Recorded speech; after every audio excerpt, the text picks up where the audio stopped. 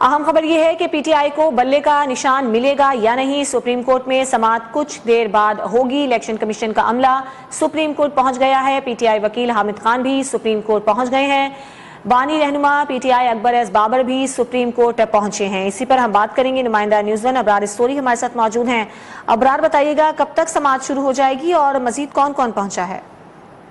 جی بالکل، پاکستان تحریک انصاف کے انتخابی نشان بلے کے معاملے پر الیکشن کمیشن کی جانب سے سپریم کورٹ میں دائر اپیل پر سماعت کچھ دیر بعد شروع ہوگی۔ چیف جسٹس قاضی فائز عیسیٰ کی سربراہی میں 3 رکنی بینچ اس اہم کیس کی سماعت کرے گا۔ جسٹس محمد علی مظہر اور جسٹس نصرت ہلالی اس بینچ میں شامل ہیں، جبکہ سپریم کورٹ نے گزشتہ روز ہی کیس سماعت کے لیے مقرر کرتے ہوئے الیکشن کمیشن کو نوٹس جاری کیا تھا۔ تاہم اس وقت سپریم کورٹ میں الیکشن کمیشن کا عملہ پہنچ چکا ہے۔ اس کے ساتھ ساتھ جو پاکستان تحریک انصاف کے وکلاء کی ٹیم ہے، chairman P T I barrister Gohar Khan, وکیل حامد خان اور شعیب شاہین کے ساتھ ساتھ chief election commissioner P T I Niaz Ullah Niazi پہنچ چکے ہیں، جبکہ پاکستان تحریک انصاف کے جو بانی ہیں اکبر ایس بابر وہ سپریم کورٹ پہنچ چکے ہیں، اور اب سے کچھ دیر بعد اس اہم کیس کی سماعت شروع ہوگی۔